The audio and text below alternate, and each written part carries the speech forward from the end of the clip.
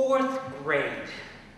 It was a week prior to the Presidential Fitness Awards, and all I could think of was the 400-yard dash. See, for the past 2 years, I'd come in second to Terry Pritchard, but this year was going to be different. So, for a week prior to the Fitness Awards, during recess and gym periods, I watched Terry Pritchard. I studied Terry Pritchard. I mentally Xeroxed her style. I memorized her form. Knees bent, arms at the sides, hands bent at the wrist, fingers flat, chest forward, head tilted slightly back. And for a week, after dinner, I'd retreat to my room and practice, hoping and praying that I was aerodynamically correct. In my mind, I pictured my chest crossing the finish line first. In my mind, I pictured a little blue ribbon. In my mind, I pictured my mother approaching me proudly. Well, it was the Sunday before the race, and like every Sunday, we went to church whether we wanted to or not. And like every Sunday, the parents prayed indoors, while we children played outdoors. Like schools of fish, we children moved from playhouse to playground to cemetery, from cemetery to playground to playhouse, from playhouse to playground, back to the cemetery. This Sunday was a bit more organized. There was to be a foot race. The course, simple. 1 lap around the little white church. Now, the winner from the first heat would race the winner from the second heat to determine, I don't know, the quickest Christian of the day. I was in the first heat, and as I walked up to the line of old Bibles that we used as starting blocks, I quickly assessed the other runners. Now, 6 were far too young to be of any real threat. The other 2, well, there was Floyd Goodbear. Floyd was in 5th grade. He was my height and 60 pounds heavier. I had seen Floyd run from his father's belt many times, and the boy could move. The second was Michael Swan. Michael was my height and in 4th grade, and this was the second time he was in 4th grade. And honestly, from personal observation, I noticed that Michael had a rather difficult time with direction. I readied for the race. And when Sister Mary Scabby-Faced yelled, "Go!" off the starting Bibles, we pushed. Michael went the other direction and was spotted 17 days later at the Oneida Powwow. I felt the wind in my face as I passed the little cemetery. I felt the sun on my face as I passed the entrance to the little white church. I smelt the lilacs in the air as I passed the little white playhouse. I finally felt my feet moving when I crossed the finish line. The winner. Breathing heavily, hands on my hips, I walked back to the starting Bibles, and after viewing the runners from the first heat, I deemed the morning a success. That was when I heard the car doors slam.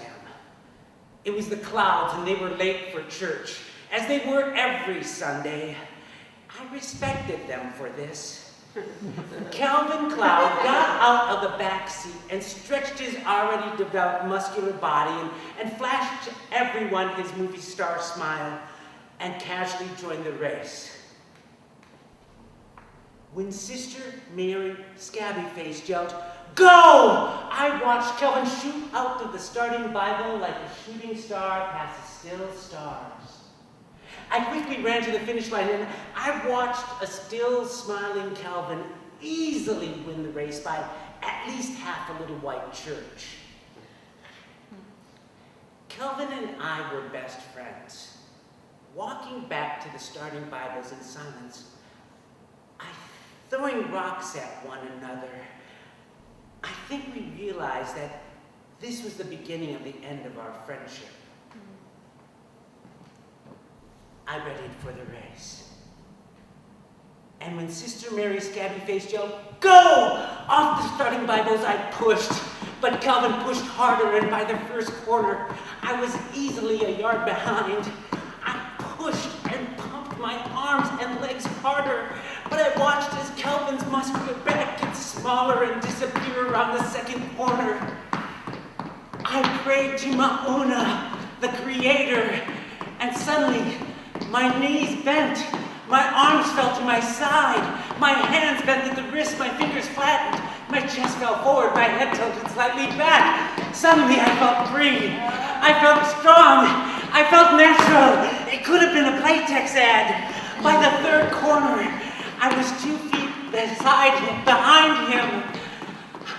I smelt the lilacs in the air, and suddenly it didn't matter whether I won or lost. By the fourth corner, we were side by side. I closed my eyes, it felt so good. And when I opened them, I had crossed the finish line. The winner. That's when I heard the laughter. But it wasn't coming from the children. It was coming from inside the church. I thought maybe there was a clown inside or something. I looked at Sister, and she just returned with a glare. After the children finished congratulating me, they went to play in the cemetery. That's when my mother appeared, and she wasn't very happy. She was very, very... I had never seen my mother this angry. She grabbed my arm and pulled me hard and whispered fiercely in my ear, "I never want to see you run like a girl again." That afternoon, watching the other children play, I couldn't help but wonder why I was being punished. I was a winner after all. 2 mornings later, while picking sweet green beans with my kuninka in her vegetable garden, my grandmother turned to me and she said, "Grandson, you're special. You see in 2 worlds. In some tribes long ago, you would have been a teacher or you may have sat in a council. I heard in some Eskimo tribes, if a 2-spirit person visits their home, good luck will soon follow." She looked me in the eyes and filled me all up with her grandmotherly love and said, "Never give up." And that summer morning, in my grandmother's vegetable garden, saved my spirit. Mm-hmm.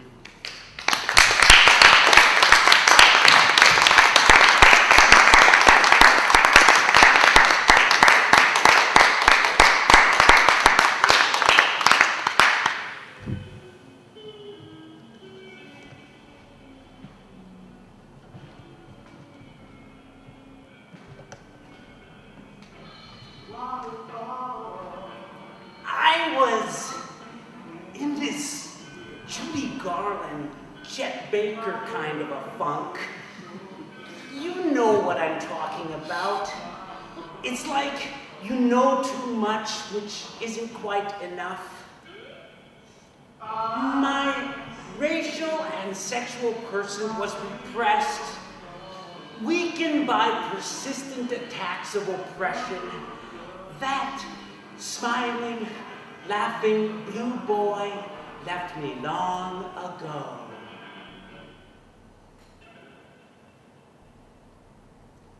See, I was in college, searching desperately, seemingly lost. My life was like a modern dance concert. I didn't know what the fuck it meant. No. My life was a nightmare, and I was in a coma. No. My life was a beautiful shell with no sea. Then, one evening, while sitting on an 8-story balcony overlooking the student courtyard, my life took on a renewed meaning. My best friend John, Amanda and Hadassah from North Dakota, passed me a bit of Mother Earth. I took a hit. We watched a thunderstorm come in. The cool breeze, the fresh scent of rain, the lightning, and then John took a hit. And he said, Kohl! Kohl! Kohl! Kohl! Kohl! Kohl, just think of all the 6 billion people that reside here with Mother Earth. Of all those billions of people, you and I got the chance to be Native North American Indians, Manhattan, Hadassah, and Ho-Chunk, respectively. Isn't that something, Kohl? I mean, the chances, the odds that we got to be Indians. Isn't that something? And I took a hit. And I said, wow, that's something.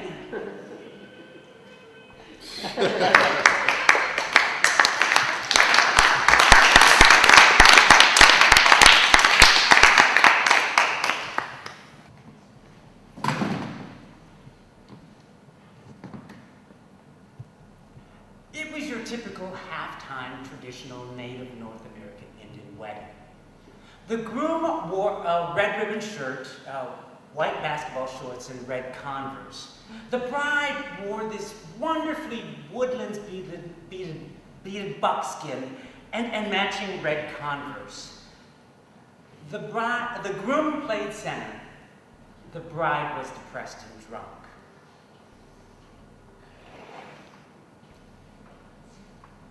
The reception was held at the nearest Indian bar, the Corral.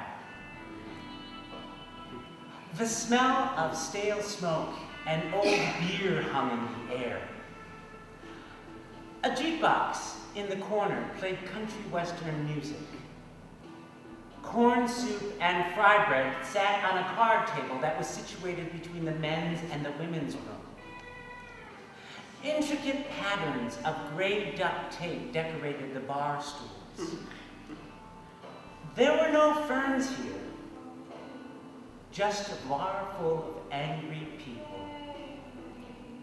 So many injustices. 3 fights, 1 arrest, and 2 pool games later, the bride was nowhere to be found. And as the night wore on,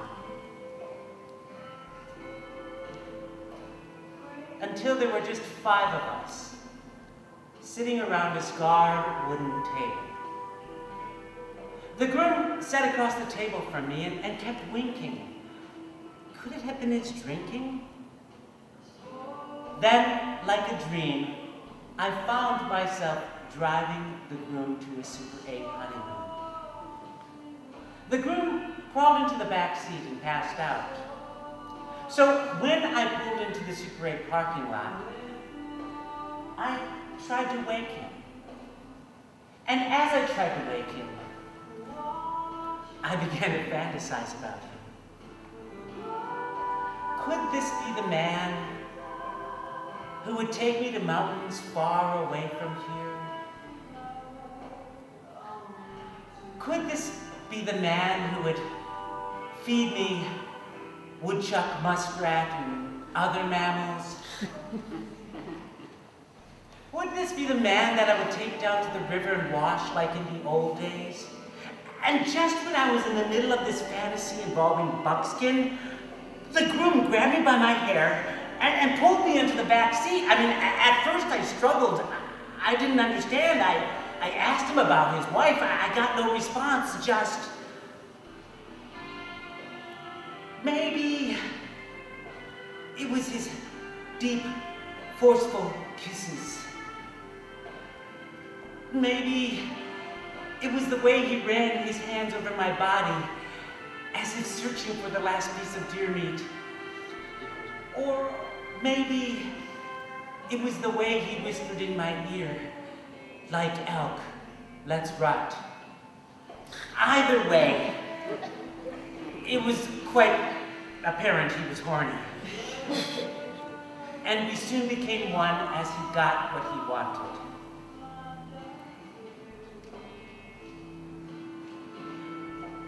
So there we lay that night.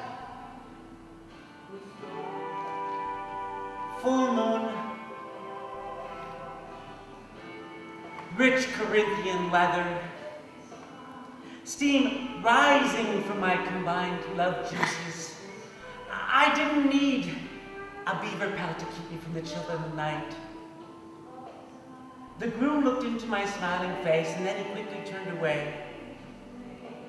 He got out of the car and kicked the door and yelled, "Fucking faggot!" I watched the groom stumble off to his Super 8 honeymoon. I climbed over to the front seat, and inside the car had gotten cold. But inside I knew I couldn't get cold. I realized how important it was to love yourself. I pulled up my pants and I smiled. I felt used, but the idiot had released me.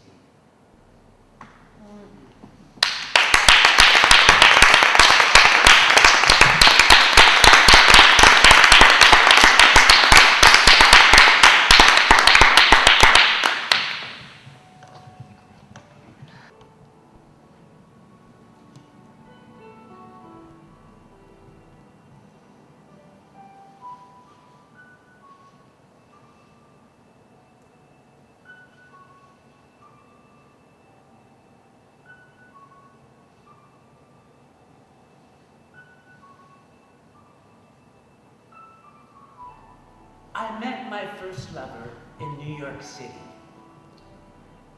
He was a dancer. I could barely walk. He spoke Cree fluently. My tongue was tied. Night after night, we would lie on his rooftop. His lovely brown skin would carry me to the stars.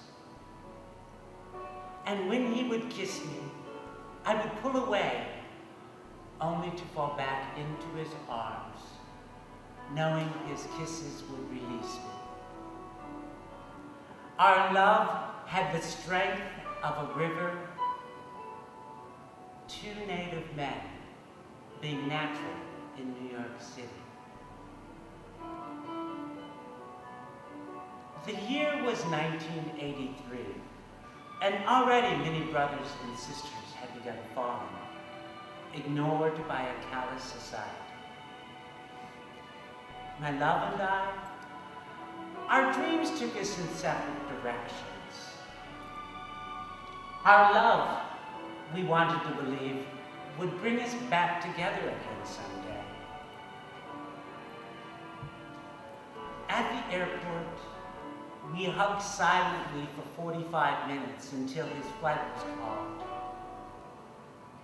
He said to me,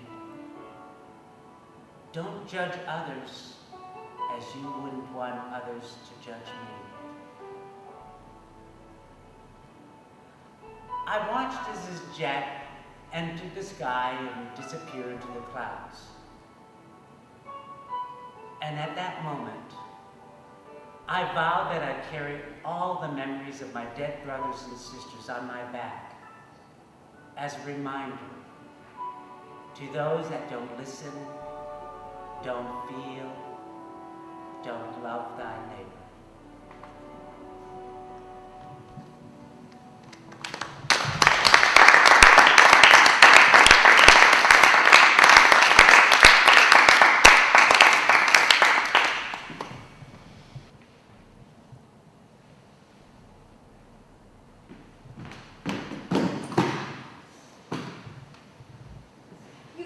Throw me out of the car?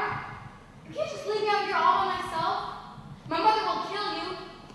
It's dark. You can't just drive away. Come on, what did I do? Come on, come back. Why are you leaving me?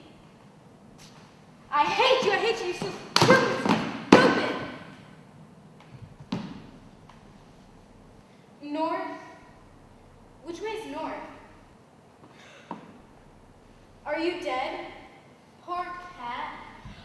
Big cat. Are you dead? Really dead? Oh, Virgin de Guadalupe, I'm scared of dead things. Those big meanies, they just left you too. Where are your parents? Oh, or are you someone's mommy? They left me out here to die too. But I'm not going to. I'm going to find my mommy and my papi. I will find my way north, and you are going to heaven. I'll say a prayer for you, okay? Blessed Virgin, Mother Most Holy, please take the spirit of this big cat home with you. She is resting and not in pain, I don't think. Watch over her soul, all the saints, and Mary too. And please keep me alive, not dead like this big cat. There. North? Which way is north? We were driving this way from south to north. North.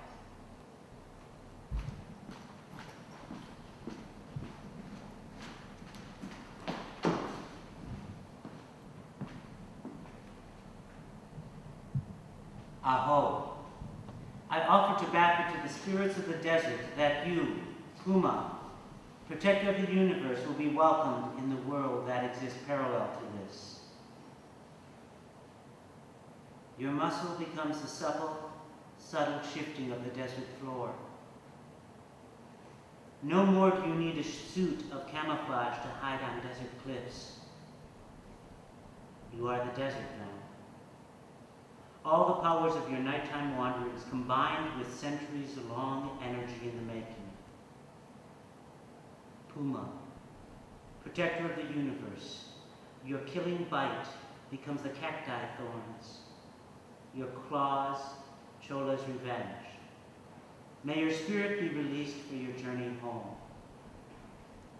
To Earthmaker, Creator, I offer this tobacco for the spirit of this Puma. To all the spirits of the desert, accept my humble prayer, this small offering for you to greet your sister. Let her join you until her speed and spirit are needed here again. Aho.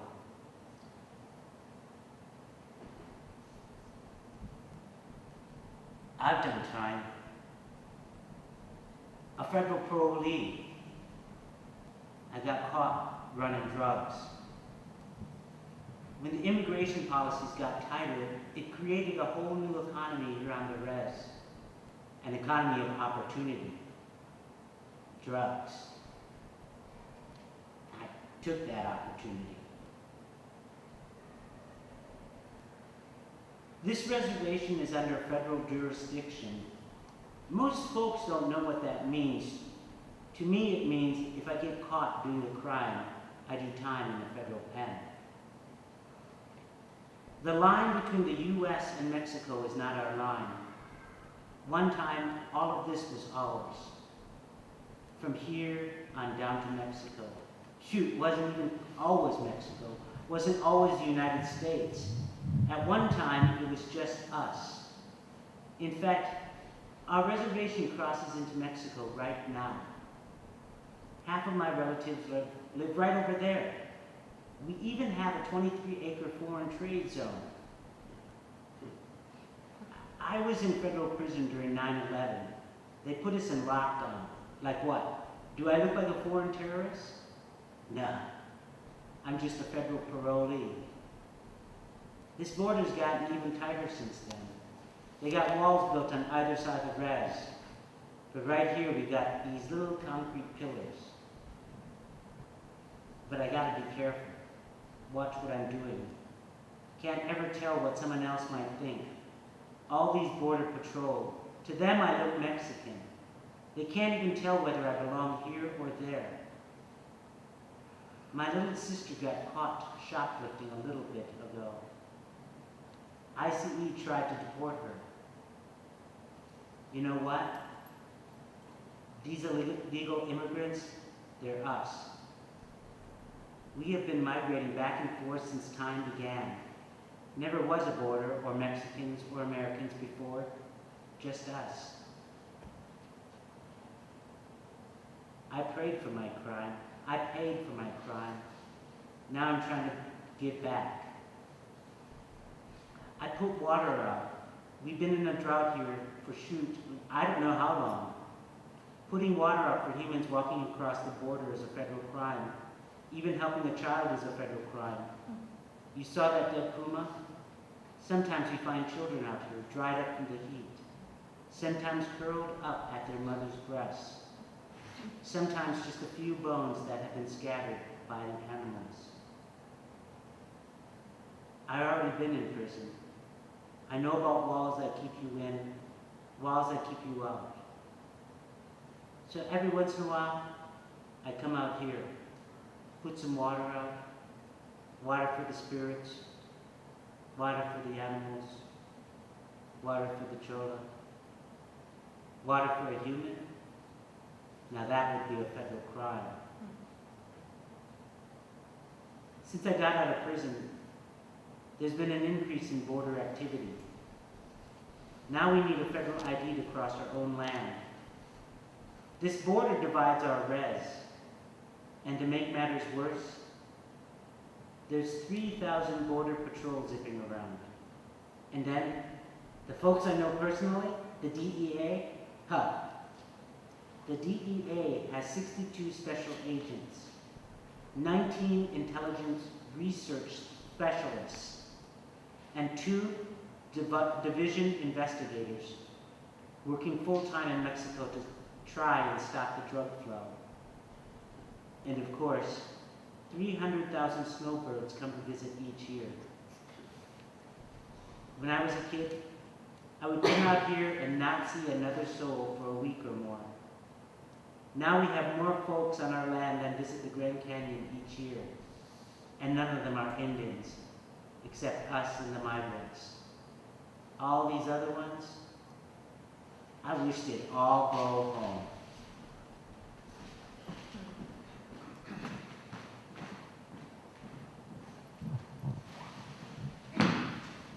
Stupid. Aesthetics in a studio. How could you just leave me? My parents paid you. I'm a little girl. How could you just leave me? I have needles in my feet, in my legs, in my arms. Do I look like a quilt? Like I need to be sewn together? Do you care?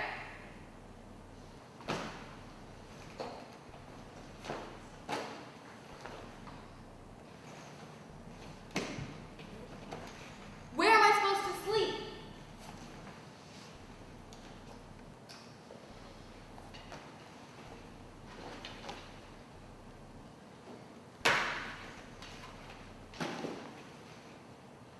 What am I supposed to eat? You took the stupid can opener. Now the dead cat friends are gonna try to find me and this can of fish.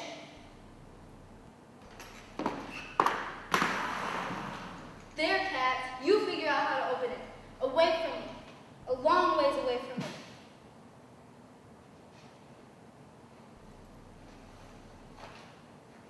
They kept telling me to get down, to hide. Escóndete, pequeña muchacha. Hide, little girl. Now where am I supposed to hide? In broad daylight.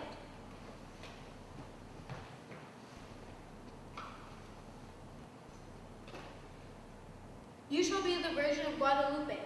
You will point north to take me home. You shall be David. You will point in the direction where I'm not going. You will watch for the meanies and cars. You shall be Miguel. You will point west. No. Yeah, west. Okay. You shall be Sleepy. You will point east. Please keep me safe while I rest.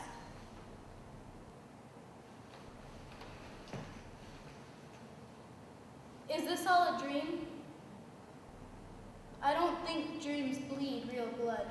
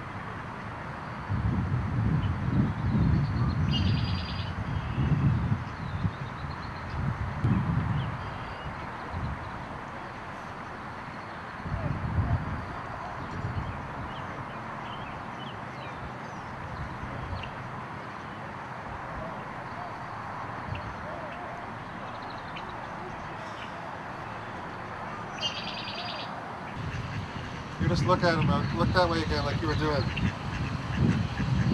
No.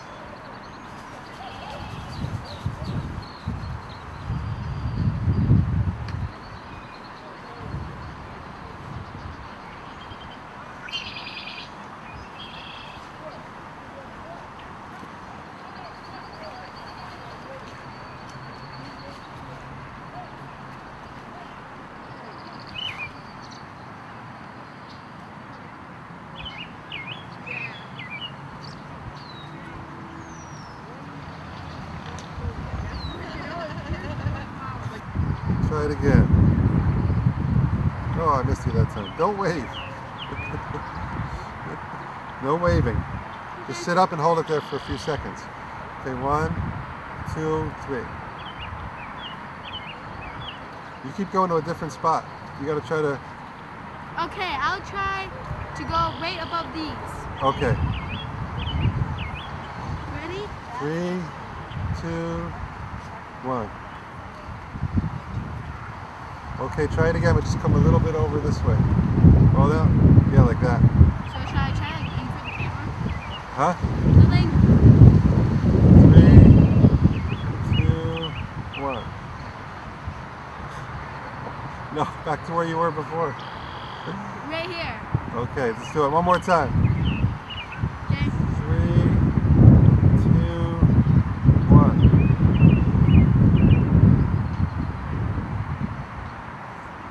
Better? Yep. Oh. Okay. No, yeah, you're just gonna look. Oh, that's good. Yeah, just like that.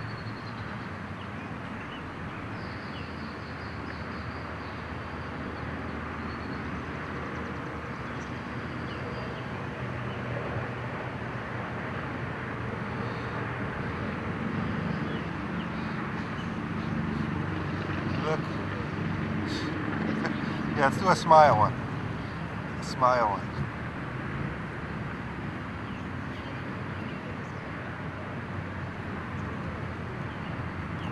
I gotta take it off automatic focus. That way I can focus on your face.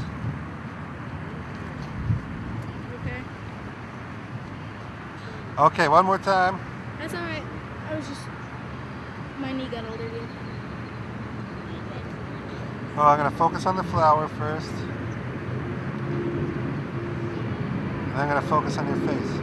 So do a smile. Like that? Oh, I gotta go the other way, okay. Okay. Ready?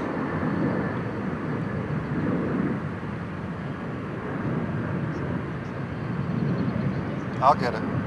Hold on. 3, 2, 1.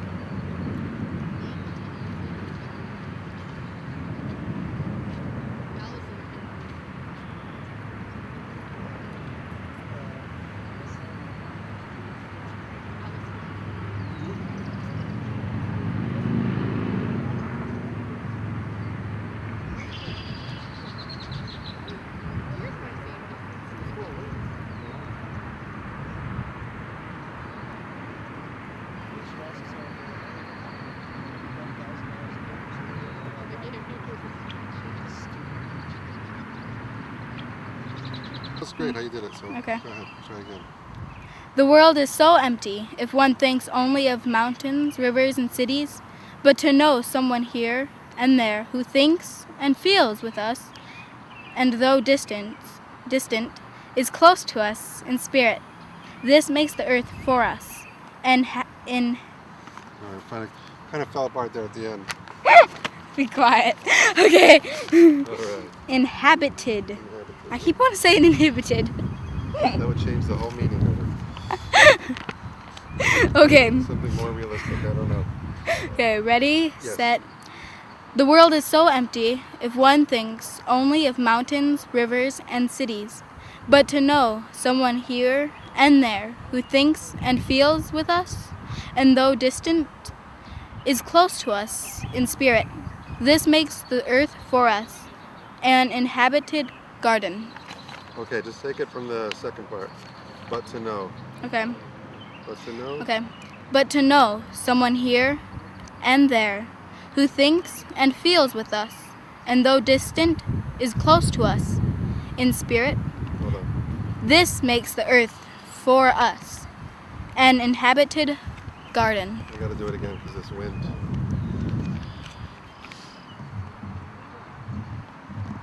Okay. There's a squirrel! Sorry. Okay. Get the little squirrel looking at it. Okay. Ready? Mm-hmm. Set. The world is so empty if one thinks only of mountains, rivers, and cities. But to know someone here and there who thinks and feels with us, and though distant, is close to us in spirit. This makes the earth for us, inhabited garden. This makes the world for us an inhabited garden. An inhabited Yeah, garden. just do that last line. Okay. This makes the earth for us. Okay, sorry. I keep on saying in instead of an. Okay. Yeah. This makes the earth for us. And inhibit. Sorry, John. You can cut most of it, right? Oh, sure. Okay. This makes the earth for us an inhabited garden. Almost. You hesitated there for a second. I want to say inhibited. All right, try That must one be more the time. word of the day, inhibited. Okay. Yes. This makes the earth for us an inhabited garden. Okay. Is that what you need?